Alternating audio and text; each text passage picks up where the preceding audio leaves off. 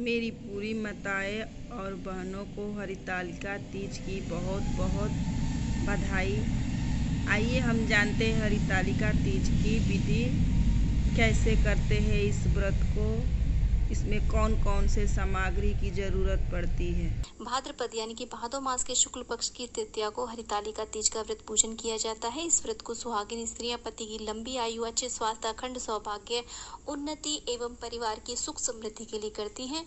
कहीं कहीं पर कुंवारी कन्याएं भी सुयोग्य वर की कामना से इस व्रत को करती हैं। इसे तीजा का व्रत भी कहा जाता है। ये व्रत मुख्य रूप से यूपी बिहार में किया जाता है, अन्य क्षेत्रों में भी किया जाता है, लेकिन पूजा करने में थोड़ा बहुत डिफरेंस आ जाता है। मुख्य रूप से बात यही है कि हमें माता पार्वती का विशेष रूप से इस दिन पूजन किया जाता है और साथ में शिव जी व गणेश जी का भी पूजन किया जाता है। इस व्रत में मुख्य रूप से 3 बार पूजा की जाती है। एक तीज वाले दिन सुबह व्रत का संकल्प लेने के लिए और फिर शाम के समय प्रदोष काल में, जो कि मुख्य पूजा होती है, जिसमें हमें चौकी अवश्य रूप से लगानी चाहिए। और एक बार पूजन अगले दिन करना होता है, जब हम ब्रह्म मुहूर्त में व्रत का पारण करते हैं और माता पार्वती से सुहाग लेते हैं। तो इस प्रकार से पूर्व दिशा की ओर मुख करके बैठ जाएं, चौकी लगा लें, चौकी को अच्छे से आप सजा लें। चौकी के ऊपर हो सके तो केले के पत्तों से मंडप बनाएं या फिर और अलग तरीके से आप मंडप बना सकते हैं। इस पूजन में मंडप बनाने का बहुत ही ज्यादा महत्व है, तो मंडप बना लें। दोस्तों, तीजा के व्रत में किस किस सामग्री की आवश्यकता होती है उसका वीडियो मेरे चैनल पे डाला हुआ है, आप उस वीडियो को जरूर देखें ताकि आपको समझ में आ जाए हमें क्या क्या सामग्री चाहिए। इसमें मुख्य रूप से हमें मिट्टी के बने हुए गौर गणेश चाहिए होते हैं और भोले शंकर या शिवलिंग हो तो वो ले लें। अगर आपके पास उपलब्ध नहीं है तो आप फोटो का भी पूजन कर सकते हैं। तो सर्वप्रथम हम अपना शुद्धिकरण करते हैं, 3 बार आचमन करते हैं और उसके बाद में हाथ धो लेते हैं और इस प्रकार से जल छिटक करके हम जो भी सामग्री है उस सब का हम इस प्रकार से शुद्धिकरण कर लेते हैं।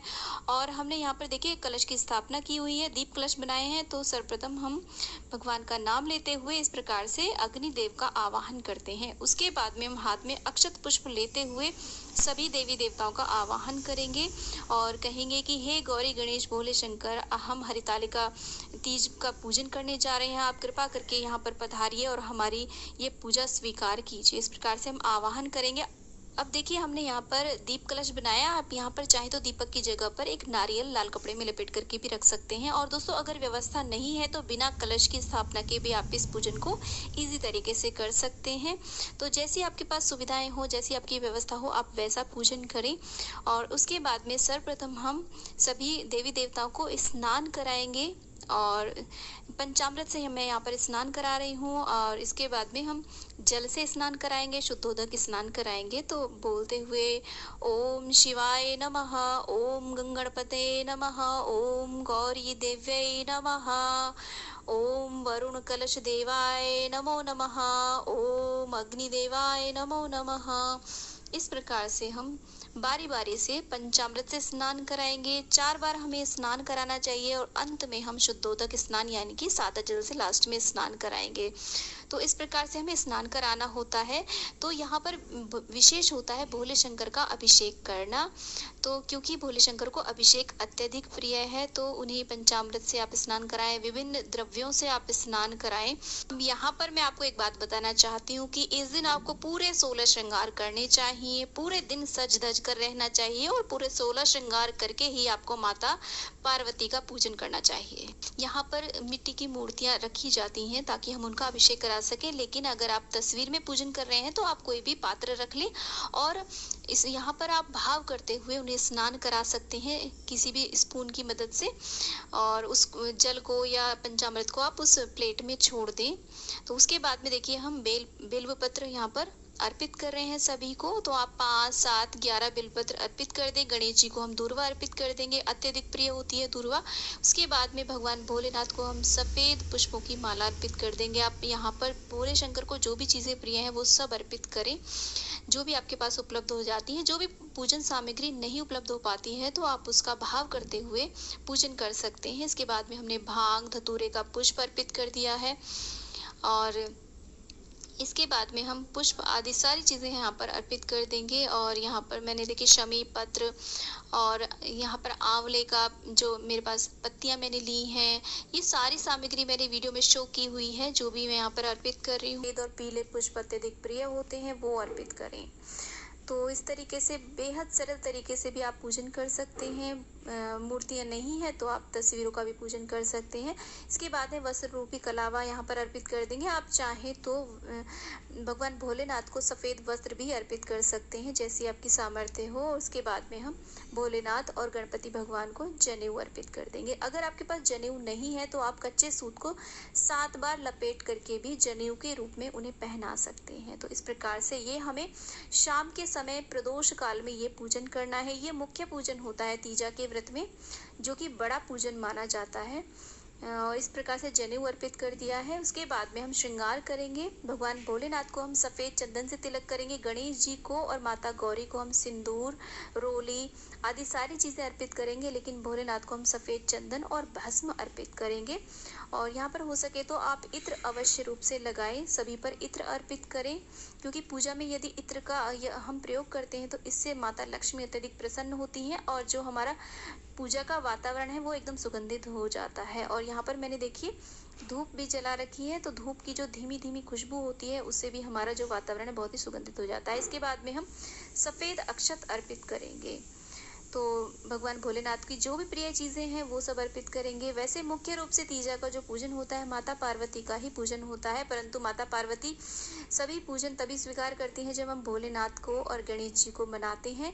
तो उसके बाद में हम माता पार्वती को श्रृंगार की सामग्री भेंट करेंगे। यहाँ पर श्रृंगार की सामग्री आपकी जितनी भी सामर्थ्य हो आप उतनी रख लें, 5, 7, 11। और उसमें से देखिए कुछ चीज़ें हम माता पार्वती को इस तरीके से पहना भी देंगे। मैं बिंदी लगा दूंगी, यहाँ पर सिंदूर लगा दूंगी, मेहंदी लगा दूंगी और चूड़ी भी मैंने पहना दी है।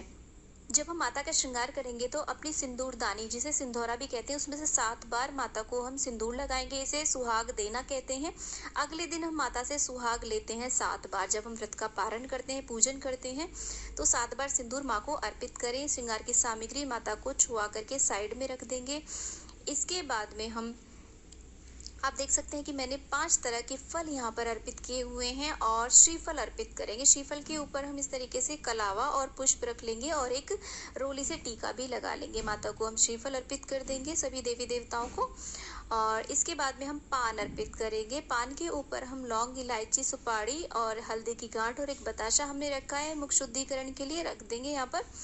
और इसके बाद में 5 तरह के फल, आप चाहे तो 3 तरह के, क्योंकि तीजा का व्रत है तो 3 अंक का विशेष महत्व होता है, तो 3 प्रकार के फल भी ले सकते हैं।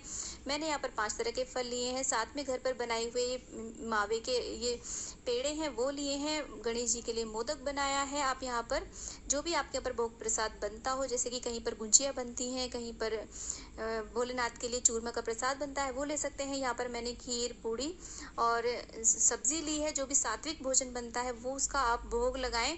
जैसी आपके यहाँ पर परंपरा हो आप वैसा भोजन बना सकते हैं। इसके बाद में देखिए मैंने सिंपल दीपक से आरती करी है। उसके बाद में हम कपूर से आरती करेंगे। कपूर से आरती करने से हमारी जो पूजा में पूर्णता आती है। सर्वप्रथम गणेश जी की आरती करेंगे, भोले शंकर की आरती करेंगे, फिर माता गौरी की आरती करेंगे। और इस प्रकार से हम देखिए जो हमने कलश भगवान बनाए हैं, क्योंकि कलश में सभी देवी देवताओं का वास माना जाता है, उनका भी हम विधिवत पूजन करेंगे। यहाँ पर क्या सभी पूजन में जहाँ पर भी कलश की स्थापना की जाती है सभी में हमें कलश का भी विधिवत पूजन करना चाहिए। आरती उतारने के बाद में हम प्रार्थना करेंगे, क्षमा याचना करेंगे और शीतलीकरण कर देंगे। आरती के ऊपर थोड़ा सा जल का छींटा दे देंगे। उसके बाद में हमें धूप करनी होती है। गाय का उपला आप सुलगा लें, उसके ऊपर घी की आहुतियाँ दें और जो भी भोग सामग्री आपने बनाई है उसको आप अवश्य डालें, क्योंकि जो भी भोग सामग्री हम अग्नि में समर्पित करते हैं वो सीधी प्रभु तक पहुंचती है। तो जो भी आपने भोग सामग्री बनाई हो, जो भी भोग लगाया हो, उसको भी आप धूप पर अवश्य डालें। यहाँ पर मैं गूगल की धूप कर रही हूँ। आप यहाँ पर छोटा सा हवन भी कर सकते हैं, इसमें आहुतियाँ दे सकते हैं सामग्री की। दोस्तों घर में जो भी पूजा पाठ किया जाता है, यदि उसमें परिवार के सभी सदस्य सम्मिलित होते हैं तो उस पूजा पाठ का प्रभाव अत्यधिक बढ़ जाता है। तो कम से कम इस पूजा में आपके पति देव तो आपके साथ होने ही चाहिए, क्योंकि ये व्रत पूजन आप उनके लिए ही कर रहे हैं। तो दोनों पति पत्नी मिलकर के इस पूजन को करेंगे तो आपकी प्रार्थना और आपकी पूजा का प्रभाव दुगना हो जाएगा और भगवान आपकी सभी मनोकामनाएं पूर्ण करेंगे। तो इस प्रकार से देखिए धूप हम सभी देवी देवताओं को दिखा देंगे। अब आप यहाँ पर रुद्राष्टक का भी पाठ कर सकते हैं, ओम नमः शिवाय का जाप कर सकते हैं, ओम गौरी शंकराय नमः का जाप कर सकते हैं, ओम उमा शंकराय नमः का भी आप जाप कर सकते हैं। तो इस प्रकार से आप पूजन कर सकते हैं। इसके बाद में आप प्रार्थना करें, क्षमा याचना कर लें अगर कोई भी आपसे अनजाने में गलती हो गई है। और इसके बाद में हाथ में आप अक्षत पुष्प लेकर के हरितालिका तीज व्रत की कथा पढ़ें या फिर सुने, नहीं तो आप इंटरनेट से भी हम भगवान के चरणों में छोड़ देते हैं। इस प्रकार से देखिए दोस्तों, जैसे कि मैंने आपको बताया कि ये व्रतों में सबसे कठिन व्रत माना जाता है, इसे निर्जल किया जाता है। लेकिन आजकल आधुनिक परिवेश में इस व्रत में भी थोड़े बहुत भक्तजनों ने अपने अनुसार चेंजेस कर लिए हैं। तो जैसी आपकी मान्यता हो, श्रद्धा हो, विश्वास हो, जैसे आपके परिवार में होता हो, आप इस व्रत को वैसा करें। वैसे ये पूर्णतः निर्जल 24 घंटे इस व्रत में निर्जल रहा जाता है, निर्जल रह करके ही इस व्रत को किया जाता है। लेकिन अगर आप प्रेग्नेंट हैं या फिर किसी भी प्रकार की स्वास्थ्य संबंधी समस्या है या फिर आप वर्किंग हैं, तो आप जैसा भी चाहें वैसा व्रत का संकल्प लेकर के इस व्रत को कर सकते हैं। अंत में कुछ दक्षिणा आप अवश्य रूप से अर्पित कर दें, क्योंकि दक्षिणा अर्पित करने से हमारी पूजा में यदि कोई भी कमी रह जाती है वो संपूर्ण हो जाती है। तो दोस्तों, इस व्रत को किस प्रकार से किया जाता है, क्या नियम होते हैं, इससे रिलेटेड मैं वीडियोस आप अगर आपको हमारा वीडियो अच्छा लगे तो प्लीज़ प्लीज़ प्लीज़ सब्सक्राइब कर दीजिएगा।